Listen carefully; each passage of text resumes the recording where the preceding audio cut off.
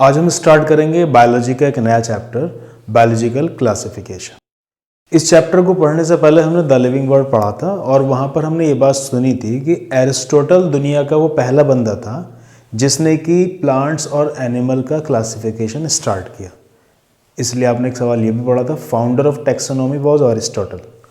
उसने प्लांट्स को क्लासिफाई किया था on the basis of herbs, shrubs and trees. ठीक है, यानी कि देख कर बताया, सबसे छोटे उनसे बड़े herbs, shrubs, trees on the basis of morphological features. Aristotle ही दुनिया का वो पहला बनता था जिसने कि एनिमल्स का क्लासिफिकेशन स्टार्ट किया कि ज़मीन में रहने वाले, पानी में रहने वाले और हवा में रहने वाले, यानी कि एनिमल्स और प्लांट्स का सबसे पहले क्लासिफिकेशन किसने स्टार्ट किया? एरिस्टोटल ने, on the basis of morphological features. ठीक है, उसके बाद लिनायस ने प्रॉपर तरीके से क्लासिफिकेशन स्टार्ट किया और उसने उस दुनिया में जितने भी ऑर्गेनिज्म थे उनको दो ग्रुप में डिवाइड कर दिया, एनिमल्स और प्लांट्स, और वहां से शुरुआत हुई टू किंगडम क्लासिफिकेशन की। तो एक सवाल बनता है कि टू किंगडम क्लासिफिकेशन किसने दिया? लिनायस ने। कौन कौन से किंगडम थे उसमें? एनिमल किंगडम और प्लांट किंगडम। उसके बाद एक और बायोलॉजिस्ट आया, हाइकल। हाइकल ने एक और नया किंगडम इंट्रोड्यूस किया, किंगडम प्रोटिस्टा, यूनिसेलुलर यूकैरियोट्स के लिए, और फिर स्टार्ट हुआ थ्री किंगडम क्लासिफिकेशन। तो एक सवाल बनता है कि थ्री किंगडम क्लासिफिकेशन किसने दिया था? हाइकल ने। नया किंगडम कौन सा इंट्रोड्यूस किया? Kingdom protista. उसके बाद फिर एक और बायोलॉजिस्ट आया, कोपलैंड। उसने एक नया किंगडम इंट्रोड्यूस किया, किंगडम मोनेरा बैक्टीरिया के लिए। तो फिर हो गया फोर किंगडम क्लासिफिकेशन। तो सवाल बना फोर किंगडम क्लासिफिकेशन किसने दिया? तो आंसर लगाएं कोपलैंड। उसने कौन सा नया किंगडम इंट्रोड्यूस किया था? Kingdom Monera. ठीक है, उसके बाद फिर आया आर.एच. विट्टेकर। उसने किंगडम फंजाई इंट्रोड्यूस किया और फिर हो गई बात फाइव किंगडम क्लासिफिकेशन की। एक सवाल बना कि five kingdom classification was proposed by, आपको आंसर लगाना है, आर.एच. विट्टेकर 1969 में। एनसीईआरटी में ईयर दे रखा है तो ये भी सवाल पूछा जाता है। फाइव किंगडम क्लासिफिकेशन किसने दिया? आर.एच. विट्टेकर।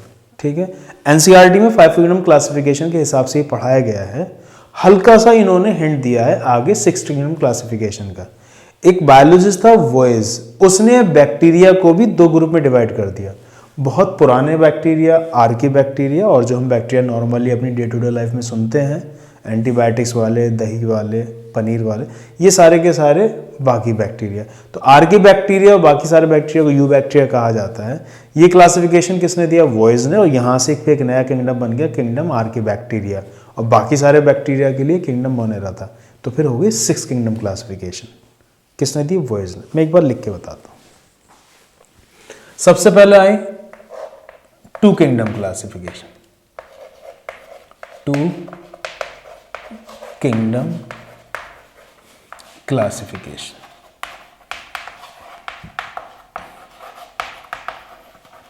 टू किंगडम क्लासिफिकेशन किसने दी थी? लिनायस। और इसमें कौन कौन से किंगडम थे? प्लांट किंगडम, ये kingdom Plantae, and animal kingdom. Animal kingdom या फिर इसको किंगडम एनिमेलिया भी बोला जाता है। उसके बाद फिर आए three kingdom classification. Three kingdom classification. Three kingdom classification दी हाइकल। हाइकल, और उसने एक नया किंगडम इंट्रोड्यूस किया यूनिसेलुलर यूकैरियोट्स के लिए, किंगडम प्रोटिस्टा। Kingdom protista. ठीक है, उसके बाद फिर आया फोर किंगडम क्लासिफिकेशन।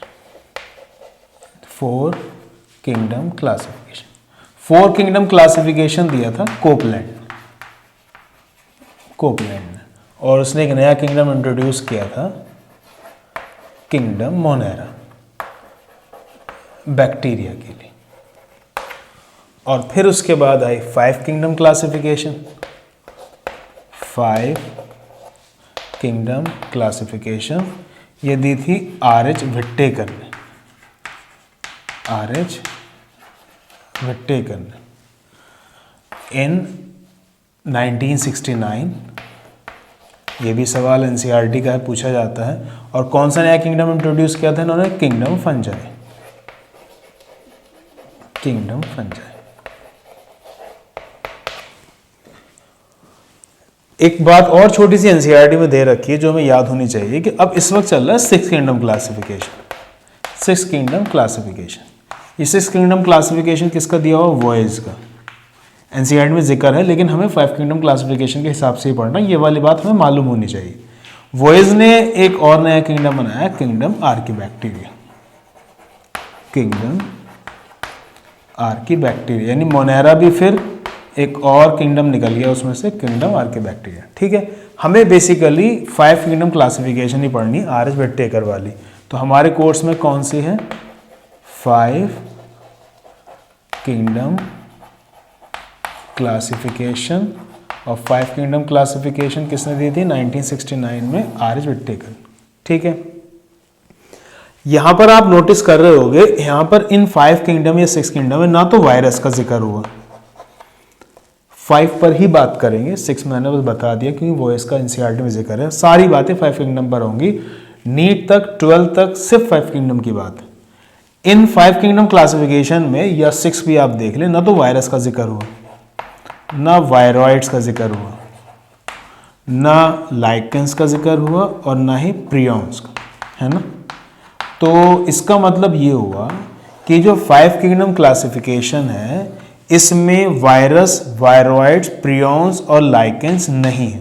ये सवाल नीट में पूछा जाता है कि आर एच विटेकर की फाइव किंगडम क्लासिफिकेशन में किस किस को इंक्लूड नहीं किया जाता। तो आपको आंसर लगाना virus, viroids, prions and lichens. एक सवाल। दूसरा सवाल कंपटीशन में ये पूछा जाता है कि जो आर एच विटेकर का फाइव किंगडम क्लासिफिकेशन है ये कौन कौन से क्राइटेरिया पर बेस्ड है। ये आपको आंसर रटना पड़ेगा कि उसने जो फाइव किंगडम बनाए थे वो किस क्राइटेरिया पर बनाए थे।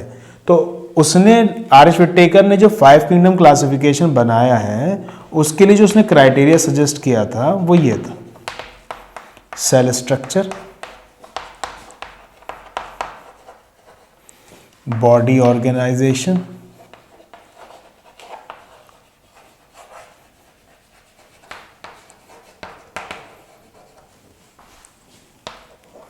मोड ऑफ न्यूट्रिशन,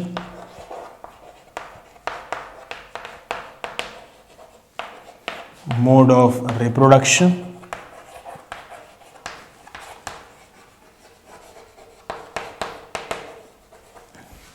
और पांचवा फाइलोजेनेटिक रिलेशनशिप।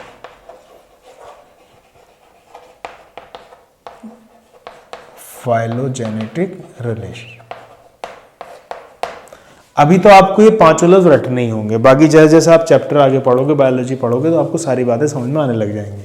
सवाल कॉम्पिटिशन में पूछा जाता है कि आर एच विटेकर का फाइव किंगडम क्लासिफिकेशन कितने क्राइटेरिया पर बेस्ड है। तो आप देख सकते हैं यहाँ पे टोटल मैंने 5 लिखे हैं। तो सवाल पूछा अगर जाता है कि आर एच विटेकर का फाइव किंगडम क्लासिफिकेशन कितने क्राइटेरिया बेस्ड, आप आंसर लगाएंगे 5। सवाल पूछा जाता है कौन कौन से, आप बोलेंगे cell structure, body organisation, mode of nutrition, mode of reproduction और फाइलोजेनेटिक रिलेशनशिप। मेरे ख्याल से आसान से लफ्ज हैं, आपको बात समझ में आ रही होगी कि न्यूट्रिशन उनका कैसा होगा, रिप्रोडक्शन वो किस तरीके से करते होंगे। इसमें एक सवाल पुराने पेपर में ये भी पूछा गया है कि जितने भी क्राइटेरिया फाइव किंगडम क्लासिफिकेशन के उसमें सबसे मेन कौन सा क्राइटेरिया है। तो आपको आंसर लगाना है मोड ऑफ न्यूट्रिशन। ये भी सवाल आ चुका है, ठीक है। पुराने पेपर में एक सवाल ये पूछा गया था कि फाइव किंगडम क्लासिफिकेशन में 4 ऑप्शन दे रखे थे, 3 ऑप्शन तो इन्हीं में से थे और एक ऑप्शन दे रखा था प्रेजेंस और एब्सेंस ऑफ न्यूक्लियस। प्रेजेंस और एब्सेंस ऑफ न्यूक्लियस। सवाल ये पूछा गया था कि आर एच विटेकर का फाइव किंगडम क्लासिफिकेशन इनमें से कौन से क्राइटेरिया पर बेस्ड नहीं है। तो देखिए इन फाइव किंगडम क्लासिफिकेशन का जो क्राइटेरिया लिखे हुए हैं आपके सामने, इसमें न्यूक्लियस का तो जिक्र हुआ नहीं। यहाँ पर तो सेल स्ट्रक्चर है, बॉडी ऑर्गेनाइजेशन है, मोड ऑफ न्यूट्रिशन है, मोड ऑफ रिप्रोडक्शन है, फाइलोजेनेटिक रिलेशनशिप है। तो आपको आंसर लगाना था कि फाइव किंगडम क्लासिफिकेशन के जो क्राइटेरियाज हैं उसमें प्रेजेंस और एब्सेंस ऑफ न्यूक्लियस पर बात नहीं हुई, ठीक है। अच्छा, अब कुछ पुराने पेपर के सवाल देखते हैं। जब 2 किंगडम क्लासिफिकेशन आई थी जो लिनाइस ने दी थी, उसमें कौन कौन से किंगडम थे? प्लांट किंगडम और एनिमल किंगडम। अब जैसा आप जानते हो प्लांट सेल के बाहर सेल वॉल होती है और एनिमल सेल के बाहर सेल वॉल नहीं होती। तो एक सवाल ये बनता है कि 2 किंगडम क्लासिफिकेशन किस फीचर पर बेस्ड था। तो आपको आंसर लगाना था on the basis of presence और एब्सेंस ऑफ सेल वॉल। तो अगर सेल के बाहर सेल वॉल मौजूद है तो उसे प्लांट में रख दिया गया और सेल वॉल मौजूद नहीं तो उसको एनिमल में रख दिया गया। अब जैसे यूग्लिना है किंगडम प्रोटिस्टा में, आप जानते हैं मिक्सोट्रॉफिक न्यूट्रिशन शो करता है, अपने छोटे ऑर्गेनिज्म को खा भी लेता है और उसके अंदर हायर प्लांट्स की तरह क्लोरोफिल पाया जाता है और वो फोटोसिंथेसिस भी कर लेता है। अब क्योंकि ये जो टू किंगडम क्लासिफिकेशन बनाया गया था वो सेल वॉल क्राइटेरिया बनाया गया था, उस वजह से उस जमाने में यूग्लिना को एनिमल किंगडम में रखा गया था। एनिमल किंगडम में यूग्लिना को टू किंगडम क्लासिफिकेशन के हिसाब से। ये भी एक सवाल है, आपको याद होना चाहिए। ठीक है, आपसे सीधा सवाल पूछा जा सकता है थ्री किंगडम क्लासिफिकेशन किसने थी, आप आंसर लगाएं। हाइकल, पुराने पेपर में सवाल आया फोर किंगडम क्लासिफिकेशन किसने थी, आप आंसर लगाएं। कोपलैंड, सवाल पूछा गया फाइव किंगडम क्लासिफिकेशन किसने थी, आप आंसर लगाएं। आर.एच. व्हिटेकर। ठीक है, अच्छा ये जो फाइव किंगडम क्लासिफिकेशन हम यहीं पर ही बात करनी है ना, वो इसका तो हम जिक्र कर देंगे। फाइव किंगडम क्लासिफिकेशन में एक मोनेरा है, मोनेरा में कौन आ जाते हैं, सारे बैक्टीरिया है ना।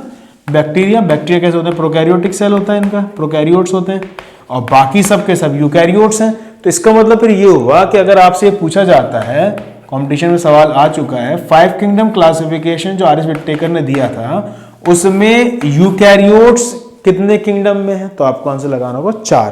तो जैसे मोनेरा को छोड़कर बाकी जितने भी हैं, plant kingdom, animal kingdom, protista, fungi, सबके सब यूकैरियोट्स हैं, यूकैरियोटिक सेल से बने हुए हैं। तो इसका मतलब ये हुआ अगर सवाल पूछा जाता है कि आर.एच. व्हिटेकर ने जो फाइव किंगडम क्लासिफिकेशन दिया था उसमें यूकैरियोट्स के कितने किंगडम है, तो आप आंसर आएंगे 4। याद रहे कितनी बात, पक्का। अच्छा, शुरुआत में जब फाइव किंगडम क्लासिफिकेशन थी तो उसमें देखिए दो बातें हैं, एक तो ये कि या तो सेल प्रोकैरियोट होगा या फिर यूकैरियोट होगा। तो ये टू डोमेन हो गया क्लासिफिकेशन का। तो टू डोमेन ऑफ क्लासिफिकेशन के हिसाब से एक तो प्रोकैरियोटिक सेल हो गया और एक यूकैरियोटिक सेल हो गया, यानी एक बैक्टीरिया हो गया, बाकी सारे यूकैरियोट्स हो गए। उसके बाद जब वोइज ने मोनेरा को भी दो ग्रुप में डिवाइड कर दिया कि आर्की बैक्टीरिया, यू बैक्टीरिया, वहां से थ्री डोमेन क्लासिफिकेशन स्टार्ट हुआ। क्या स्टार्ट हुआ, थ्री डोमेन ऑफ क्लासिफिकेशन। तो ये जो थ्री डोमेन ऑफ क्लासिफिकेशन है, इसमें ऑर्गेनिज्म को तीन ग्रुप में डिवाइड किया गया, आर्की बैक्टीरिया, यू बैक्टीरिया और यूकैरियोट्स। एनसीईआरटी में ये लाइन दी हुई है तो आपको पता होना चाहिए कि थ्री डोमेन ऑफ क्लासिफिकेशन के हिसाब से कितने ग्रुप्स में ऑर्गेनिज्म को क्लासिफाई किया गया, आप बोलेंगे तीन डोमेन में कौन कौन से तीन ग्रुप है, एक आर्की बैक्टीरिया, एक यू बैक्टीरिया और तीसरा यूकैरियोट्स। याद रहेगी इतनी बात, ठीक है। अच्छा, इसके अलावा आपको एक छोटी सी बात याद ये करनी है कि वो पहला बंदा डॉगर्टी था जिसने कि ऑर्गेनिज्म को क्लासिफाई किया कि वो प्रोकैरियोट हैं, यूकैरियोट हैं। मैं एक छोटा सा चार्ट बनाता हूं और फिर आपको पूरी बात समझ में आएगी। जितने भी ऑर्गेनिजम्स इस दुनिया में मौजूद हैं उनको दो ग्रुप में डिवाइड किया जा सकता है, प्रोकैरियोट्स और यूकैरियोट्स। प्रोकैरियोट्स और यूकैरियोट्स को अलग अलग सबसे पहली बार बताया था डॉगर्टी ने। किसने, डॉगर्टी। उसके बाद प्रोकैरियोट्स को भी दो ग्रुप में डिवाइड कर दिया गया, आर्की बैक्टीरिया और यू बैक्टीरिया, है ना। आर्की बैक्टीरिया के अंदर आ जाएंगे जो एनसीईआरटी में एग्जाम्पल दे रखी हुई है, हेलोफाइल्स, थर्मो एसिडोफाइल्स,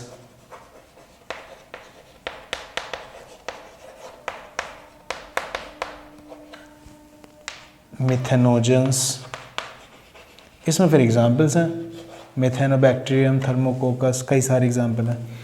अच्छा, यू बैक्टीरिया में जैसे एनसीईआरटी में दे रखा है साइनोबैक्टीरिया, साइनोबैक्टीरिया को ब्लू ग्रीन एल्गी भी कहते हैं। इसके अलावा इसमें chemosynthetic autotrophic bacteria, chemosynthetic autotrophic bacteria, इसके अलावा हेट्रोट्रॉफिक बैक्टीरिया, हेट्रोट्रॉफिक बैक्टीरिया और माइकोप्लाज्म। और भी नाम आ सकते हैं, रिकेट्शिया वगैरह, वो सब हमें नहीं पता है। आर्की बैक्टीरिया का बन चुका है किंगडम आर्की बैक्टीरिया और यू बैक्टीरिया का बन चुका है किंगडम मोनेरा। एनसीईआरटी में इन दोनों को मिलाकर एक साथ बताया गया है किंगडम मोनेरा, ठीक है। तो अब यू बैक्टीरिया किस में आ चुके हैं, किंगडम मोनेरा में, और आर्कीबैक्टीरिया आ चुके हैं किंगडम आर्कीबैक्टीरियम। बाकी जितने भी यूकैरियोट्स अब इस दुनिया में मौजूद हैं उनमें भी दो बातें हो सकती हैं कि वो या तो यूनिसेलुलर होंगे या फिर मल्टीसेलुलर होंगे, है ना। जितने भी यूनिसेलुलर यूकैरियोट्स हैं उन सबको उठाकर एक अलग किंगडम में रख दिया गया, किंगडम प्रोटिस्टा। तो यूनिसेलुलर यूकैरियोट्स का कौन सा ग्रुप है, किंगडम प्रोटिस्टा। वैसे ये सब भी यूनिसेलुलर है, प्रोकैरियोट्स भी कैसे होते हैं, यूनिसेलुलर ही होते हैं, है ना ज़्यादातर। तो इसलिए सवाल ये बनता है कि all unicellular eukaryote prokaryotes are group together under kingdom Monera. Unicellular prokaryotes को कौन से किंगडम में रखा गया, किंगडम मोनेरा में, है ना। आर्कीबैक्टीरिया भी उसी में ही है एनसीईआरटी के हिसाब से। और यूनिसेलुलर यूकैरियोट्स को किस में रखा गया, किंगडम प्रोटिस्टा में, जैसे अमीबा वगैरह है। अब एनसीईआरटी में एक और बहुत अच्छे सा पॉइंट दे रखा है कि क्लेमाइडोमोनाज और क्लोरेला, क्लेमाइडोमोनाज और क्लोरेला, इनको पहले प्लांट किंगडम में रखा गया था क्लोरोफिल होने की वजह से। अब लेकिन ये देखा गया कि ये तो सबके सब यूनिसेलुलर हैं, तो 5 किंगडम क्लासिफिकेशन के हिसाब से क्लेमाइडोमोनाज और क्लोरेला को रखा गया है किंगडम प्रोटिस्टा में। ये एनसीईआरटी की लाइन है, बहुत बार कंपटीशन में सवाल आ चुका है, तो आपको ये पता होना चाहिए। क्लेमाइडोमोनास क्लोरेला क्योंकि यूनिसेलुलर हैं इसलिए इनको किस में रखा गया है, किंगडम प्रोटिस्टा। यूनिसेलुलर भी है, यूकैरियोट्स भी, ठीक है। अब बाकी के जो बचे मल्टी सेलुलर यूकैरियोट्स, इनमें देखा जाता है कि इनमें सेल वॉल है या नहीं है, कि इनमें सेल वॉल एब्सेंट है या फिर सेल वॉल प्रेजेंट है। अब अगर सेल वॉल नहीं है, सेल के बाद तो एनिमल्स होंगे, तो यहां पर बना फिर किंगडम एनिमेलिया या एनिमल किंगडम, किंगडम एनिमेलिया, ठीक है। और अगर सेल वॉल मौजूद है तो देखा जाएगा कि वो फोटोसिंथेसिस कर रहे हैं या नहीं कर रहे हैं। तो अगली बात जो यहां पर देखी जाती है वो ये कि जो सेल वॉल वाले मल्टी सेलुलर यूकैरियोट्स हैं इनमें फोटोसिंथेसिस एब्सेंट है या फिर प्रेजेंट। अब अगर इनमें फोटोसिंथेसिस नहीं हो रही थी तो फंजाई होंगे, तो इनसे मिलके बना फिर किंगडम फंजाई, किंगडम फंजाई। और अगर फोटोसिंथेसिस हो रही होगी तो प्लांट्स, प्लांट किंगडम, या फिर आप इसे लिख सकते हैं किंगडम प्लांट। क्या इतनी बात समझ में आ गई, ठीक है ना। तो ऑर्गेनिज्म को डिस्टिंग्विश किया पहली बार प्रोकैरियोट्स यूकैरियोट्स में डोगर्टी ने, और प्रोकैरियोट्स को भी फर्दर आर्कीबैक्टीरिया यूबैक्टीरिया के अंदर किसने बताया, वॉयज ने, किसने बताया, वॉयज ने। और फिर किंगडम आर्कीबैक्टीरिया बन गया। तो वहाँ से 6 किंगडम क्लासिफिकेशन स्टार्ट हुआ, लेकिन हमें एनसीईआरटी के हिसाब से 5 किंगडम क्लासिफिकेशन पर ही रहना है। इसलिए एनसीईआरटी की लाइन है कि जितने भी यूनिसेलुलर प्रोकैरियोट्स हैं उनको कौन से किंगडम में रखा गया, किंगडम मोनेरा। जितने भी यूनिसेलुलर यूकैरियोट्स हैं उनको कौन से किंगडम में रखा गया, किंगडम प्रोटिस्टा। एनसीईआरटी की लाइन है क्लेमाइडोमोनास क्लोरेला क्योंकि यूनिसेलुलर है इसलिए इनको भी रखा गया किंगडम प्रोटिस्टा में, जबकि खुद एनसीईआरटी में इनको प्लांट किंगडम के अंदर सुनाया गया है क्लोरोफिल होने की वजह से। खैर, लेकिन अगर ये सवाल आता है कि इनको किस में रखा गया है तो आपको प्रोटिस्टा ही लगाकर आना है, याद रहेगी बात। फिर बच्चे मल्टीसेलुलर ऑर्गेनिज्म देखा जाता है कि सेल वॉल है या नहीं है, सेल वॉल नहीं है तो फिर एनिमल किंगडम, और सेल वॉल है तो फोटोसिंथेसिस कर रहे हैं नहीं कर रहे हैं, अगर नहीं कर रहे हैं तो किंगडम फंजाई, और कर रहे हैं तो किंगडम प्लांटी। क्या इतनी बात आपकी समझ में आ गई, ठीक है। अब एनसीईआरटी में एक और बहुत बेसिक सा चार्ट दे रखा है जिसमें कि जितने भी 5 किंगडम हैं उनका सेल ऑर्गेनाइजेशन के बारे में बात हुई है, सेल वॉल के बारे में बात हुई है, और मोड ऑफ न्यूट्रिशन के बारे में बात हुई है। तो एक छोटा सा चार्ट बना के वो तमाम सवाल याद कर लेते हैं जो कि कंपटीशन में अक्सर उस चार्ट से रिपीट होते रहते हैं। इस चार्ट को समझने के लिए सबसे पहले हम लिखेंगे किंगडम्स,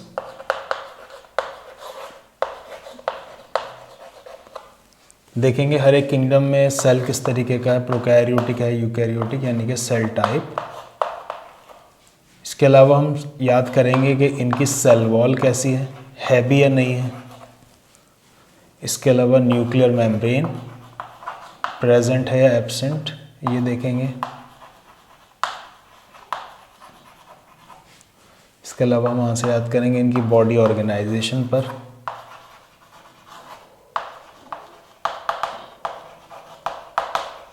और mode of nutrition. Mode of nutrition. Kingdom कौन कौन से? मोनेरा,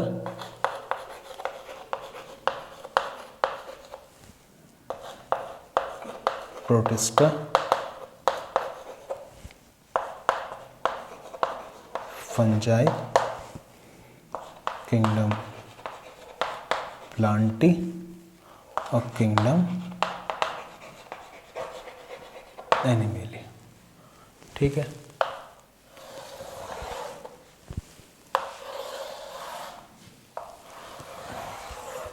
सेल टाइप, तो मोनेरा का सेल कैसे होगा? प्रोकैरियोट यानी कि प्रोकैरियोटिक। ठीक है। बाकी सबका यूकैरियोटिक, यहाँ से लेके यहाँ तक सबका यूकैरियोटिक। ठीक है। सेल वॉल, देखो जब भी कभी सेल वॉल की बात होती है आपके जहन में आता है सेलुलोज। ये प्लांट की सेल वॉल बनी होती है सेलुलोज से। इधर आपको लिए जो सबसे इंपॉर्टेंट सवाल है वो बैक्टीरिया की सेल वॉल है। बैक्टीरिया की जो सेल वॉल है वो नॉन सेलुलोजिक होती है। ये एक सवाल है, एनसीईआरटी की लाइन है सवाल, सेलुलोज से नहीं बनी होती। तो फिर किससे बनी होती है? एनसीईआरटी की लाइन ही बनी होती है पॉलीसैकेराइड से और अमाइनो एसिड्स। ये ऐसे ही याद करना है फिलहाल आपको कि किससे बनी होती है, पॉलीसैकेराइड और अमाइनो एसिड। तो यहाँ पर दो आंसर है कि बैक्टीरिया की सेल वॉल किससे बनी थी, या तो ऑप्शन दे रखा होगा आपको नॉन सेलुलोजिक, या फिर ऑप्शन आपको दे रखा होगा पॉलीसैकेराइड एंड अमाइनो एसिड। ठीक है। प्रोटिस्ट में कुछ ऐसे प्रोटिस्ट हैं जिनके अंदर सेल वॉल होती है, तो फिर एनसीईआरटी में भी ऐसे लिखा हुआ है कि present in some protist, present in some protist. ठीक है ना। फंजाई में सेल वॉल होती है, आप जानते हैं, सेल वॉल प्रेजेंट, और वो किससे बनी होती है? काइटिन से, है ना। एक आंसर आपको 9-10 से याद है। प्लांट्स के अंदर भी सेल वॉल होती है प्रेजेंट, और किससे बनी होती है? सेलुलोज।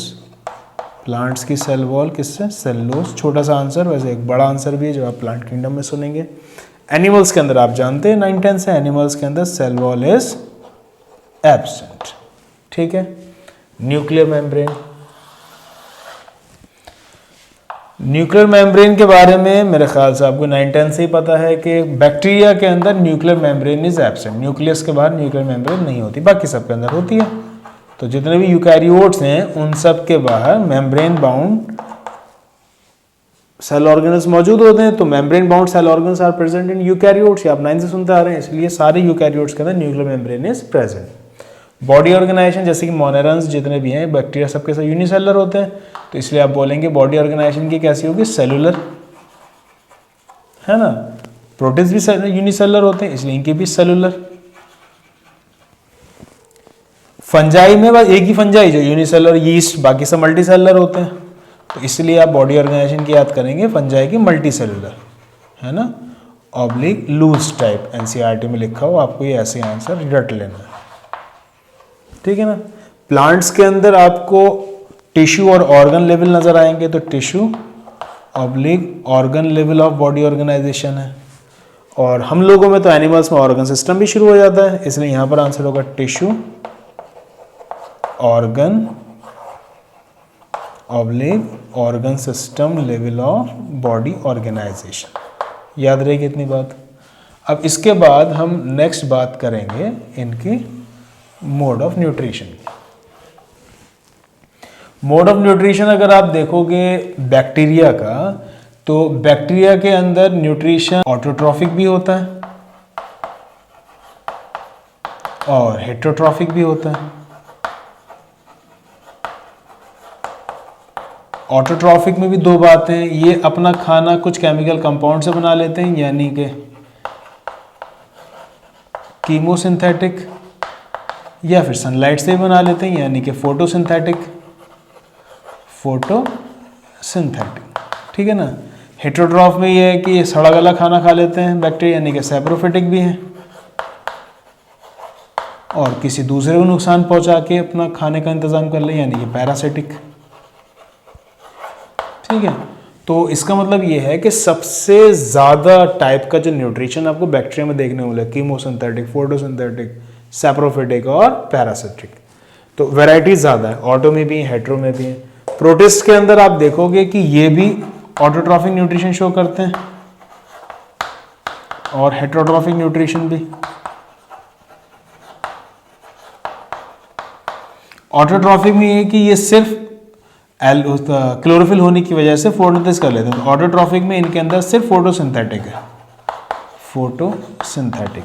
और हेट्रोट्रॉफिक में ये भी सड़ा गला खाना खा लेते हैं, यानी कि सैप्रोफिटिक, जैसे कि स्लेम मोल्ड्स हैं। सैप्रोफिटिक दूसरे को नुकसान पहुंचाकर, यानी कि पैरासिटिक मोड ऑफ न्यूट्रिशन। और इसका जो अमीबा खाना एंगल्फ कर लेता है उसके लिए लफ्ज आता है होलोजोइक, है ना। 10th में आपने याद भी किया होगा, अमीबा का होलोजोइक न्यूट्रिशन है। तो इसके अंदर सैप्रोफिटिक, पैरासिटिक, होलोजोइक और फोटोसिंथेटिक ये सब पाए जाते हैं किसमें, प्रोटिस्ट में। इस पर ऐसे सवाल बन सकते हैं, इसलिए आपको ये आंसर याद रख लेना, ठीक है ना।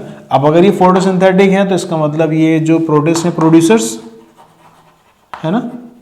सैप्रोफिटिक यानी सड़ा गला खाना खा रहे हैं, इसके अंदर डिकम्पोजर्स, ठीक है ना। और होलोजोइक न्यूट्रिशन एंगल्फ कर रहे हैं, यानी कि कंज्यूमर्स। तो एक पुराने पेपर में ऐसा सवाल बना है कि कौन से किंगडम के ऐसे ऑर्गेनिजम्स हैं, कौन से किंगडम के ऑर्गेनिज्म ऐसे हैं जो प्रोड्यूसर भी हैं, कंज्यूमर भी हैं और डिकम्पोजर भी हैं। तो आपको आंसर लगाना था किंगडम प्रोटिस्टा, ठीक है। फंजाई तो सड़ा गला खाना खाते हैं, यानी कि सैप्रोफिटिक। दूसरों को नुकसान भी पहुंचाते हैं, ऐसे खाना हासिल करते हैं, यानी कि पैरासिटिक। बहुत सारी प्लांट डिजीज फंजाई की वजह से होती हैं। और लाइकेन माइक्रोराइजा केस में आपने सुना है किसी दूसरे ऑर्गेनिक के साथ ही जुड़कर खाने का इंतजाम करते हैं, यानी कि सिम्बायोंट। पुराने पेपर में सिम्बायोंट लफ्ज का जिक्र हुआ है, इसलिए आप फंजाई में 3 बातें याद रखेंगे मोड ऑफ न्यूट्रिशन में, सैप्रोफिटिक, पैरासिटिक और सिम्बायोंट। यहाँ पर लाइकेन माइक्रोराइजा से इनका मतलब था। प्लांट्स के अंदर तो आप जानते हैं autotrophic nutrition, autotrophic nutrition. Autotrophic nutrition का मतलब इनका कहने से कैसा, फोटोसिंथेसिस, है ना।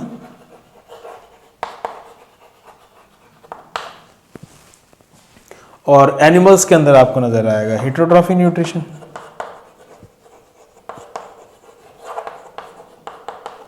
हेट्रोट्रॉफिक न्यूट्रिशन का मतलब ये है कि एनिमल्स सैप्रोफिटिक भी हो सकते हैं, सड़ा गला, पैरासिटिक भी हो सकते हैं, दूसरे को नुकसान पहुंचाकर, और होलोजोइक, है ना। एनिमल किंगडम जब आप पढ़ेंगे तो और इसे डिटेल में सुन लेंगे। तो आपके सामने ये पूरा स्लॉट आ चुका है मोड ऑफ न्यूट्रिशन का। सवाल बनने की उम्मीद मोड ऑफ न्यूट्रिशन से रहती है, इसलिए आपको याद होना चाहिए। और इसके अलावा सेल वॉल, ये 2 स्लॉट थोड़े इंपॉर्टेंट है। तो सेल वॉल एक्चुअल में आपको बस बैक्टीरिया वाला ही आंसर हटाना था कि बैक्टीरिया की जो सेल वॉल है वो नॉन सेलुलोजिक होती है, क्योंकि बचपन से आप सुनते हैं सेल वॉल सेलुलोज से बनी होती है प्लांट्स में। नॉन सेलुलोजिक तो किससे बनी होती है, पॉलीसैकेराइड और अमाइनो एसिड्स, ये इंपॉर्टेंट था। फंजाई की काइटिन से बनी होती है, आपको पता है। मोनेरा के अंदर मोड ऑफ न्यूट्रिशन ऑटोट्रॉफिक भी, हेट्रोट्रॉफिक भी। ऑटोट्रॉफिक में chemosynthetic, photosynthetic, heterotrophic, saprophytic, parasitic, holozoic नहीं, है ना, याद रखना। इधर प्रोटिस्ट में ऑटोट्रॉफिक में फोटोसिंथेसिस, हेट्रोट्रॉफिक में सैप्रोफिटिक, पैरासिटिक, होलोजोइक, तीनों वैरायटी है। फंजाई सैप्रोफिटिक भी होते हैं, पैरासिटिक भी होते हैं, सिम्बायोंट और लाइकेन माइक्रोराइजा के लिए आया है। प्लांट्स ऑटोट्रॉफिक न्यूट्रिशन शो करते हैं, यानी फोटोसिंथेसिस, और एनिमल्स हेट्रोट्रॉफिक न्यूट्रिशन शो करते हैं, यानी सैप्रोफिटिक भी हो सकते हैं, पैरासिटिक भी हो सकते हैं और होलोजोइक भी हो सकते हैं। क्या इतनी बात आपकी समझ में आ रही है?